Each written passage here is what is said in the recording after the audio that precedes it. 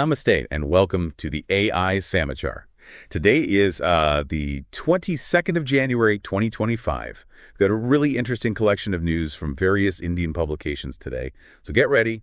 We're about to take a deep dive into the biggest stories of the day. That's right. We're not just going to skim the headlines here. We're going to analyze what these events could mean for you.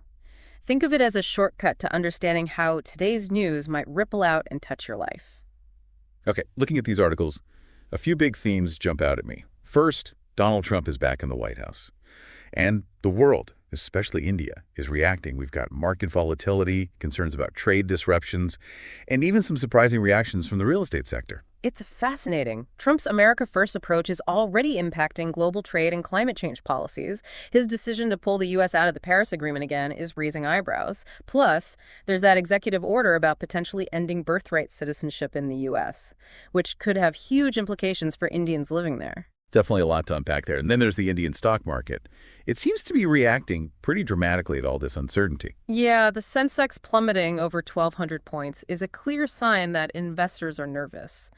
While some might see it as a short-term overreaction, this volatility might make you wonder about your own investment strategy. Is it time to reevaluate your portfolio? You're right. It's a good reminder to stay informed and maybe even have a chat with a financial advisor.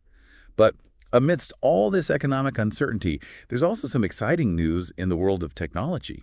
India just successfully tested a scramjet combustor. This is a big deal. We're talking hypersonic missiles that can travel at over 5,400 km/h, which is 5 times the speed of sound. Wow, that's incredibly fast. I can't even imagine. What does this mean for India? It puts India in the hypersonic technology race alongside countries like the U.S., Russia, and China. This test is a signal that India's defense capabilities are advancing rapidly. So a major win for India on the defense front. And there's more exciting news on the transportation front. The government is planning to create regulatory sandboxes for testing eVTOL aircraft. What are those, and why should we be excited? eVTOL stands for Electric Vertical Takeoff and Landing Aircraft. Think flying taxis. These sandboxes will allow companies to test their eVTOL designs in controlled environments.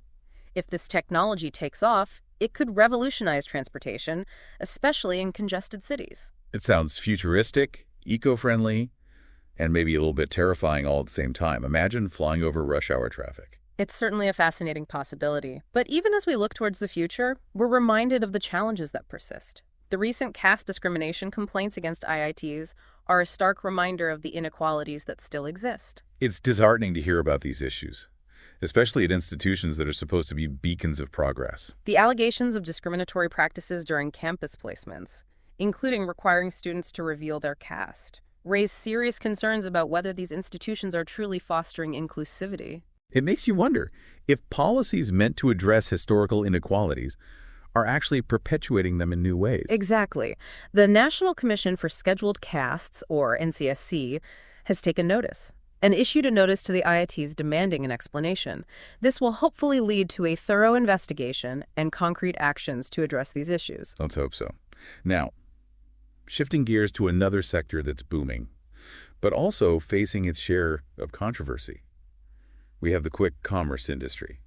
It seems convenience comes with its own set of challenges. The rise of quick commerce, with companies promising deliveries in minutes, has sparked a debate about fair competition. The National Restaurant Association of India, or NRAI, is raising concerns about companies like Zepto and Blinkit entering the food delivery space with their own brands. So they're acting as both the platform and the player, which seems like a conflict of interest. The NRAI argues that this practice creates an uneven playing field and could harm independent restaurants. It's a situation that the Competition Commission of India, or CCI, might have to examine. Okay, we've got a lot to delve into today. Let's start with what many are calling the biggest news of the day: Donald Trump's return to the White House. His first day back was a whirlwind of executive orders and pronouncements, some with direct implications for India. Perhaps the most talked about is his decision to pull the U.S. out of the Paris Agreement on climate change. Again, didn't he try that during his first term? He did, and it was met with significant opposition, but now he's doubling down, which could have consequences for global efforts to address climate change and potentially impact India's own renewable energy goals. So a potential setback for international cooperation on climate change. But how about the impact closer to home? The articles mention possible trade disruptions and tariffs. Should we be worried? Trump has a history of protectionist policies. He's already signaled a possible return to that approach by proposing a 100% tariff on BRICS nations if they attempt to move away from dollar-based transactions. That sounds pretty drastic. What could that mean for Indian businesses and the average consumer? If those tariffs were implemented, it could mean significant price increases on goods imported from BRICS countries, including India. Think electronics, raw materials, and more. It would impact businesses and individuals alike. So higher prices for everyone. Not exactly a welcome change. It's definitely a development to watch closely. But tariffs aren't the only concern. There are worries about potential disruptions on the U.S. West Coast, a major trade route for Indian exporters. That doesn't sound good. What kind of disruptions are we talking about? Unrest and delays, primarily. This could add further uncertainty and cost to the equation for Indian businesses. So a lot of potential downsides on the economic front. Is there any good news? Oh, let's talk about the stock market plunge. While it's a sign of anxiety, some analysts believe it's a short-term overreaction. The Indian economy has strong fundamentals, and some investors might see this as an opportunity. A chance to buy low, as they say. The Sensex fell 12,235 points, and the Nifty 50 was down over 300. What does this actually mean for someone with investments? For those invested in the stock market, it's crucial to remember that volatility is part of the game. Short-term fluctuations happen. This might be a good time to consult with a financial advisor. Assess your risk tolerance, and rebalance your portfolio if needed. Solid advice. Don't panic, but don't ignore the situation either. Exactly. And it's interesting to note that while the market is jittery, there's renewed interest in Trump Tower residential projects in India. Wait, really? So while his policies might be causing economic uncertainty, his brand is still a draw. It seems so. Reports suggest high demand for these luxury residences, especially in the Delhi NCR region. It highlights the complex interplay between politics, economics, and brand power. Okay, I have a mixed bag on the economic front. Let's shift gears to something a bit more uplifting. Technology. India's successful scramjet combustor test sounds like a major achievement. It is. This technology is crucial for developing those hypersonic missiles we talked about earlier, the ones capable of exceeding Mach 5. 5 times the speed of sound. Mind-blowing. What does this mean for India's position on the world stage? It positions India as a major player in hypersonic technology, alongside countries like the US, Russia, and China. This test demonstrates significant progress in developing advanced missile systems that could enhance India's defense capabilities and serve as a deterrent against potential threats. So a win for India's strategic standing. And we have more exciting news in the aviation sector. The government is planning to set up regulatory sandboxes for testing those eVTOL aircraft, those electric flying taxis. Think of these sandboxes as controlled environments, where companies can experiment with new technologies without facing the usual regulatory hurdles. In this case, companies developing eVTOL aircraft will have a space to refine their designs. So a playground for cutting-edge aircraft. What's the potential impact of this technology for India? The potential is huge. If eVTOL technology proves successful, it could revolutionize urban transportation in India. Imagine bypassing traffic congestion and zipping across cities in these electric aircraft. I can already picture myself flying over rush hour traffic in one of those. It sounds futuristic and eco-friendly. But let's bring the conversation back down to earth and address some serious issues that need attention. The caste discrimination complaints against IITs are a stark reminder of the inequalities that still exist in India. The complaints highlight discriminatory practices during campus placements, including allegations of mandatory disclosure of caste categories, which could perpetuate bias. So rather than promoting inclusivity, these institutions might be inadvertently reinforcing existing social hierarchies. That's the concern. The NCSC has taken note of these complaints and issued a notice to the IITs demanding an explanation. Hopefully, this will lead to a thorough investigation and action to address these issues. Now let's turn to another sector experiencing growing pains: quick commerce. This sector has exploded in popularity, promising super-fast deliveries. But it's also sparked a debate about fair competition. Restaurant associations are raising concerns about aggregators like Zepto and Blinkit entering the food delivery space with their own brands. So they're becoming both the platform and the player. Precisely. The NRAI argues that this creates an unfair advantage, allowing these companies to prioritize their own brands on their platforms over independent restaurants. It's a classic conflict of interest. It'll be interesting to see how this plays out. The CCI might have to step in and investigate whether these practices are anti-competitive. All right, we've covered a lot of ground, but there's still much more to explore. Let's dive into some of the other fascinating stories from today's news, including that executive order on birthright citizenship in the U.S., updates from the world of sports, and some news about India's efforts to boost oilseed production. Sounds good to me. I'm particularly interested in that story about turmeric farmers. Stick with us, folks. This AI Samachar deep dive continues in just a moment. Welcome back to our deep dive into the news that matters most to you. Before we move on, let's circle back to Donald Trump's return to the White House. One of his executive orders has sent shockwaves through the Indian community in America. You're talking about the executive order aimed at ending birthright citizenship. This is a huge issue. The 14th Amendment to the U.S. Constitution guarantees citizenship to anyone born on U.S. soil, regardless of their parents' immigration status. So if this order goes through, it could have major consequences for a lot of families. The articles estimate this could impact close to 725,000 Indians in the U.S., with thousands potentially facing deportation. It's a complex situation with far-reaching implications. It's already facing legal challenges, but it's undoubtedly causing a lot of anxiety and uncertainty. It really highlights the challenges many immigrants face, especially with the current political climate. Absolutely, and it's a stark reminder of how quickly policies can shift and the impact those shifts can have on people's lives. Let's shift gears for a moment and talk about something a little lighter. What's happening in the world of sports and entertainment? Well, the Australian Open is in full swing, and for cricket fans, the India versus England T20I series is about to begin. Always a thrilling matchup. I wonder if any Indian players are making waves in the Australian Open. The articles didn't mention specific names, but I'm sure tennis enthusiasts are glued to their screens. Speaking of exciting sports, the Indian Super League, or ISL, is heating up as well. Any notable developments there? It seems Chennai FC managed a draw against league leaders Mohun Bagan Supergiant. A positive sign for them, considering their defense has been struggling this season. Defense wins championships, they say. So plenty to keep us entertained, from tennis to cricket to football. Absolutely. There's something for everyone. Now let's get back to some of the other big news of the day. You mentioned something about the government's efforts to boost oilseed production. Right. There's news about the establishment of a national turmeric board. This is a significant victory for turmeric farmers in Telangana who have been advocating for this for years. That's great news for those farmers. What kind of impact could this have? It's a positive step towards supporting farmers and promoting the export of turmeric. Turmeric is a key ingredient in Indian cuisine and traditional medicine. This board could help boost its production and recognition on a global scale. So, good news for farmers and good for the economy. But there were also concerns about the government's decision to extend the free import window for tur, also known as red gram. Yes, this move aims to tackle supply shortages. However, some farmers are worried it could lead to a drop in domestic prices for their harvest. It's a tough situation. The government wants to ensure affordable food prices for consumers, while also supporting the livelihoods of farmers. It highlights the challenges of agricultural policies and the need to find solutions that benefit all stakeholders. Speaking of delicate balances, the articles mentioned a rising discount for gold in India.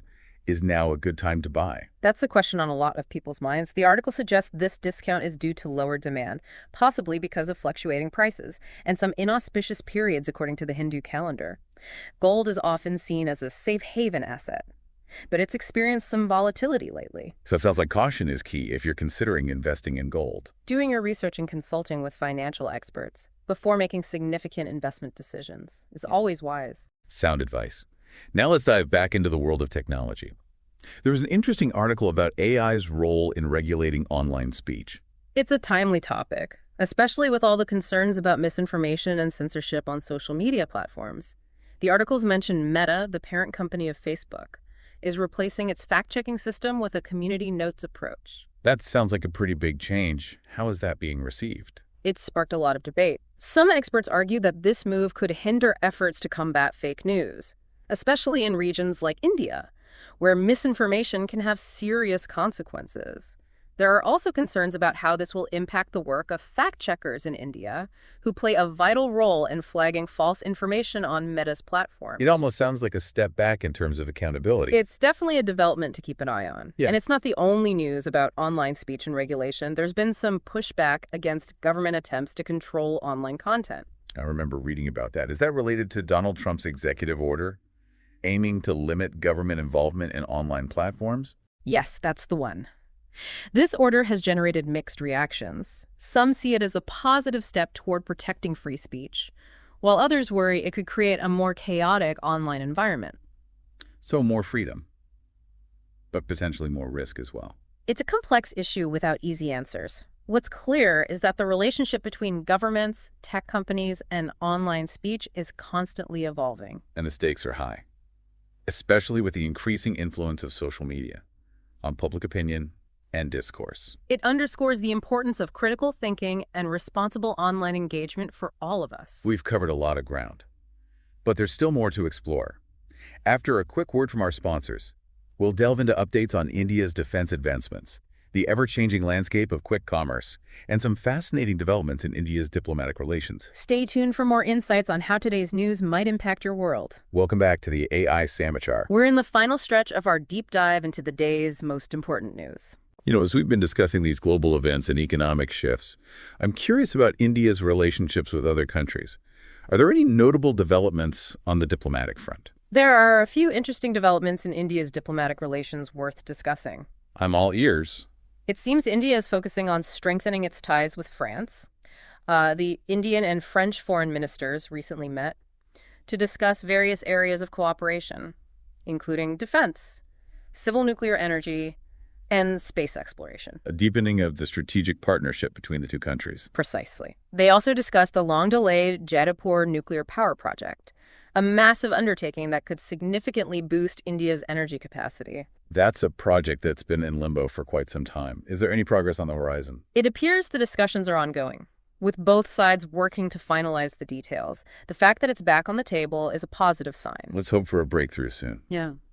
Now shifting our focus eastward, what's the latest on India's relationship with China? Things seem a bit strained, to say the least. The articles highlighted the close relationship between Russian President Vladimir Putin and Chinese President Xi Jinping, especially in light of Trump's return to the White House.